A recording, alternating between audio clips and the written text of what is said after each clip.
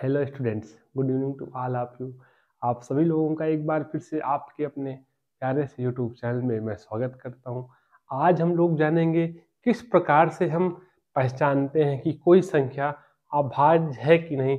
कई बार हमसे एग्जाम में डायरेक्ट पूछ लिया जाता है, जैसे मान लो आपसे कह देगा कि 307 बताइए अभाज्य संख्या है कि नहीं। आखिर हम इनको किस तरह से पहचानते हैं?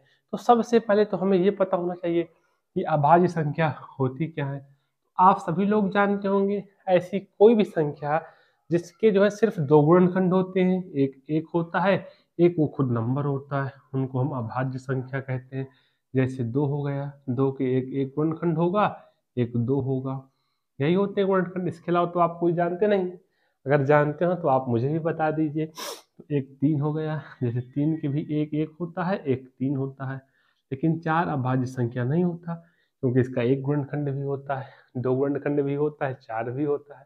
चार अभाज्य संख्या नहीं होता। जबकि पाँच है, सात है, 11 भी है अभाज्य संख्या, 13 भी है, 17 भी है, 19 भी है, 23 है। फिर 23 के बाद 24 नहीं होगी, 25 नहीं होगी, फिर क्या होगी? सीधा 29 होगी, क्योंकि 25 नहीं होगी, 26 नहीं होगी, और जो 27 भी नहीं होगी, 29 होगी, 29 के बाद 31 होगी। परंतु हम ऐसे तो सारे नंबर याद कर नहीं सकते कि अभी तो मैंने आपको इतना लिख दिया। आप लोग सोच रहे होंगे सर हम इतना कैसे याद करेंगे।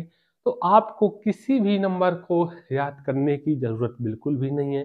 आपसे कभी भी क्वेश्चन पूछा जाए कि कौन सी संख्या अभाज्य है कि नहीं, तो आप क्या किए करिए, उसके नियरेस्ट परफेक्ट स्क्वायर नंबर ढूंढा करिए। नियरेस्ट का मतलब क्या है? जैसे 307 है, 300 आगे सबसे नजदीक जो भी नंबर पड़ रहा हो, जो भी नंबर जो परफेक्ट स्क्वायर हो, ढूंढिए। तो आप 307 देखेंगे तो 300 में एक 324 होता है, एक 361 होता है।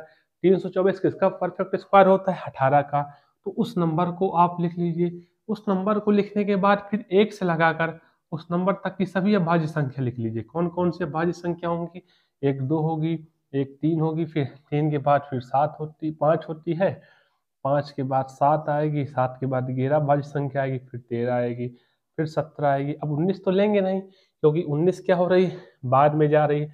और इन सभी संख्याओं से भाग देकर देखिए, यदि किसी से भी भाग चला गया तो संख्या अभाज्य नहीं होगी। यदि इनमें से किसी से भी भाग नहीं गया है तो संख्या क्या होगी? अभाज्य होगी। कैसे भाग देखेंगे? दो से भाग देंगे तो दो से भाग नहीं पूरा जा रहा, तीन से भाग देंगे, सात तीन 10, इससे भी भाग नहीं जा रहा, पाँच से भाग देंगे तो पाँच छः 30, पाँच से भी भाग नहीं जा रहा, सात चौको 28, सात से भी भाग नहीं जा रहा, 11 से भाग देंगे, 11 दूनी 22, बचा तो 11 से भी भाग नहीं जा रहा, 13 से देंगे, 13 दूनी 26, 4, 13 से भी नहीं जा रहा, 17 से भी नहीं जा रहा, 17 दूनी नहीं जा रहा, 17 से भी भाग नहीं जा रहा। तो किसी भी संख्या से अगर भाग नहीं जा रहा तो संख्या अभाज्य होती है। यदि इनमें से किसी भी संख्या से भाग चला जाता तो संख्या हमारी अभाज्य नहीं होती, फिर संख्या हमारी क्या हो जाती? भाज्य हो जाती। कैसे निकालेंगे? सबसे पहले आपको उस संख्या, जो भी संख्या चेक करनी हो, उसके नियरेस्ट आप एक ऐसा नंबर ढूंढा करिए जो परफेक्ट स्क्वायर हो। हमेशा आगे ढूंढा करिए, पीछे मत जाइएगा। जैसे 307 के नजदीक तो आप 289 भी कह सकते हैं, जो 17 का होता है। तो पीछे बिल्कुल नहीं जाना, आप क्या किया करिए? आगे जाया करिए। जो भी नियरेस्ट नंबर हो उस नियरेस्ट नंबर को लिख लीजिए। उस नियरेस्ट नंबर को लिखने के बाद क्या करना है? जिसका वो परफेक्ट स्क्वायर हो उस नंबर को लिखिए, फिर एक से लगाकर उस नंबर तक की सभी अभाज्य संख्याओं को लिखिए और सभी से भाग देकर देखिए। यदि किसी से भी भाग चला जाए, यदि किसी से भी भाग चला जाए इनमें से, तो संख्या अभाज्य नहीं होगी। यदि किसी से भी भाग नहीं जा रहा तो संख्या क्या होगी? अभाज्य होगी। यहाँ पर किसी से भाग नहीं जा रहा था, तो इसी वजह से हमारी संख्या क्या होगी? अभाज्य होगी। जैसे मान लीजिए मैं आपको एक और एग्जाम्पल कराता हूँ। मैं यहाँ पर 309 ले लेता हूँ। 309 बताइए क्या होगी?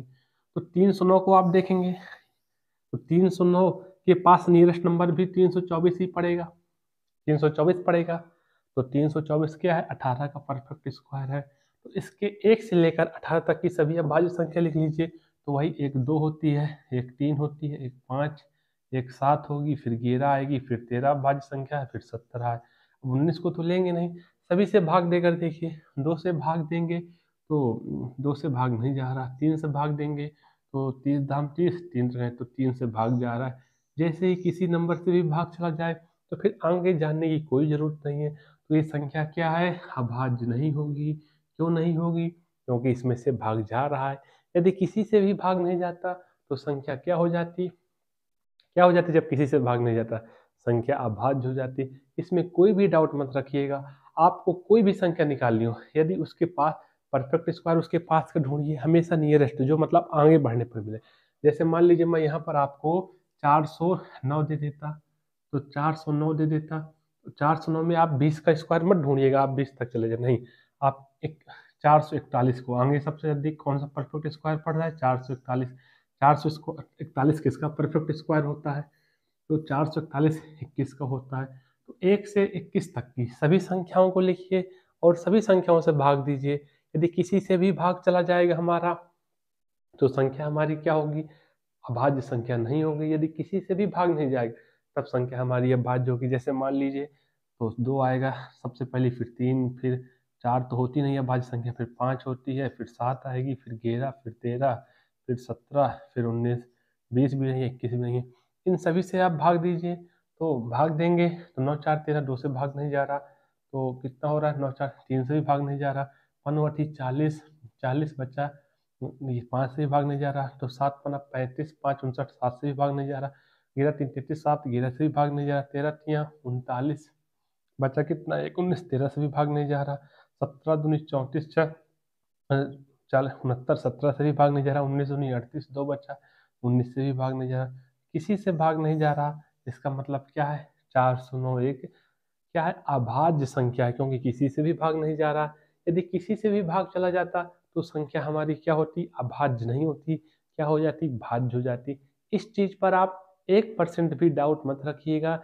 यदि भाग नहीं जाता तभी संख्या हमारी अभाज्य होगी, और किसी से भी भाग चला जाता तो संख्या क्या हो जाती, हमारी भाज्य हो जाती। तो कैसा लगा आज आपको ये वाला कॉन्सेप्ट, आप मुझे कमेंट करके बताइएगा।